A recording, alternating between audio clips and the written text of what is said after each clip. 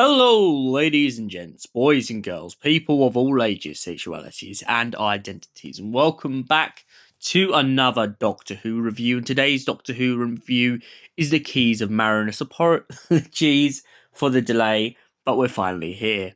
So, what is The Keys of Marinus about? Well, essentially, there is this control device, this machine in which a man named Artos has produced to keep all the people on Marinus under a happy state. State stops them from harming people, abusing people, and doing anything untoward. However, there are 4 keys across the planet, and the Doctor and his friends must retrieve them. Upon arriving on Marinus, the Doctor and his friends realise that all the water is acid, and there is a giant temple on an island that seems to be secured. Then they meet a man named Artos. Artos explains to them that beings known as the Vord are trying to pretty much attack the temple in hopes of pretty much controlling all of Marinus. The Doctor and his friends then try to leave, deciding that they don't want to help Artos, but Artos, with his own mind powers and powers of the temple, decides to trap them there, essentially trapping them into a bargain for their ship. However, after giving them the means of travelling across all of Marinus into different zones, Artos is then killed by a Vord. This is at the end of the episode known as the Sea of Death. Following on from this, we go to the episode The Velvet Web. Barbara, the Doctor, and Ian all find themselves pretty much on a planet in which everything seems too good to be true. They bump into the daughter of Artos and find out that she is a slave/servant to a bunch of beings inside of jars. The Doctor, Ian, and Susan are too susceptible to the jar creatures' control, however, and it's not until Barbara wakes up from her sleeping dream that she realizes that everything they have been offered is a lie. Nothing is much more than tins and ripped up clothes, and it's all under the control of these mutant beings in jars. Barbara breaks free and smashes the heads and pretty much manages to save the Doctor from the control, along with Ian and Susan and Betha, who is the daughter of Atrios. They then continue on to a new zone in which they hope to find more answers to where the key is. The next story, The Screaming Jungle, follows on from this, and pretty much they find killer plants, snake vines, and a very intriguing statue. The group begin to split up after Sabitha suddenly realizes that one of the keys isn't real.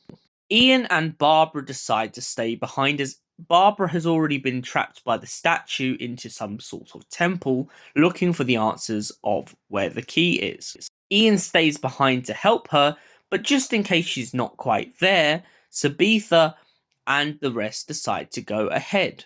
After tracking down what seems to be the original and proper key, Ian and Barbara decide to catch up with the others, but what they find themselves in is nothing more than a snow blizzard in the snow.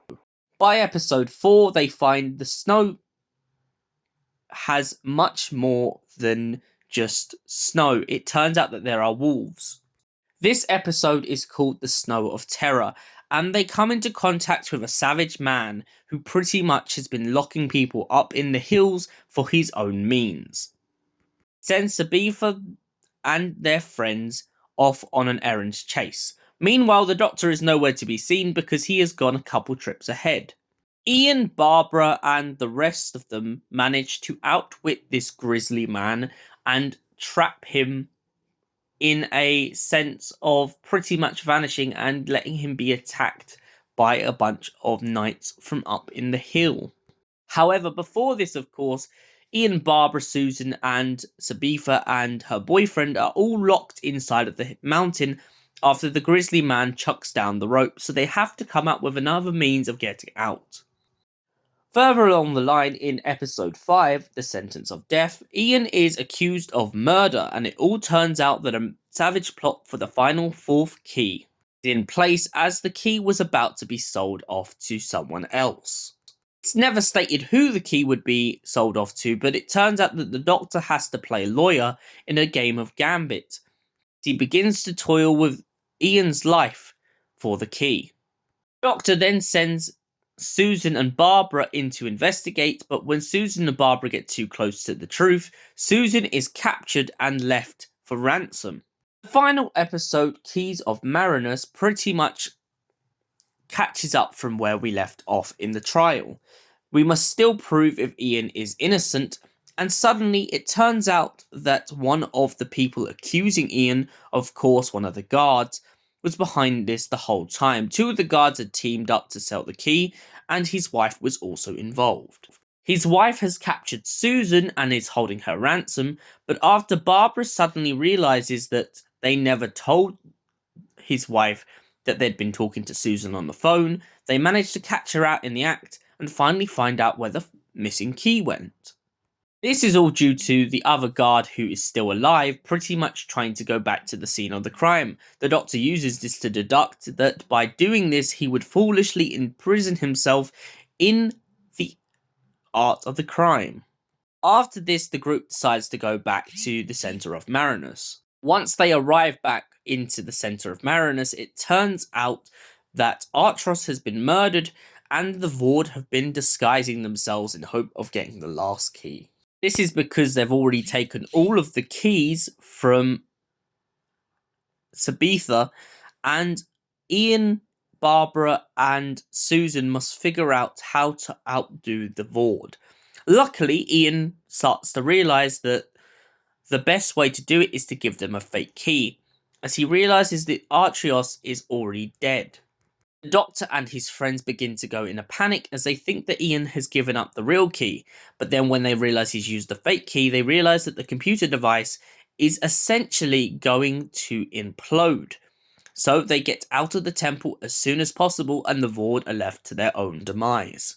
Once outside and ready to take off, the Doctor points out the fact that he believes that a planet should be allowed to be left to its own devices, not controlled by a machine which decides what is right and what is wrong. So, what did I think of the Keys of Marinus? I love this story, honestly. It's a very interesting interpretation of bringing the Vord into play, and it really shows us their kind of motives and end goals. The Vord are very mysterious in the beginning of this, and honestly, it's why it's always been so confusing to me when I've been watching extended canon into the idea of who the Vord are as a people. I still feel like I'm learning about them as I listen to more and more audios, but when we go back to the very beginning and find them pretty much trying to control a society, it just kind of shows the greed for power that a species could have. I also like this whole Keys of Marinus because it is very similar in a way to Key to Time. It's all this raging plot about characters trying to get to the end before the darker nature pretty much takes over the world. The Doctor has a very good time in this, and the thing that I also like is how we have a little bit of leeway in one episode or a couple episodes not really seeing the Doctor straight away. I feel like it gives us a nice breather and a nice time to really get to know the rest of our cast.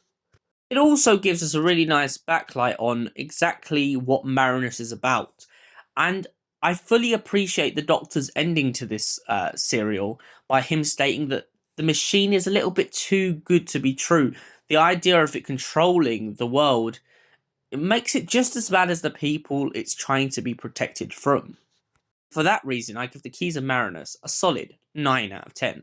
Thank you for watching, and we'll see you in the next Doctor Who review. Until then, stay beautiful, have an incredible night or day, depending on where you are, and just stay beautiful, you incredible people.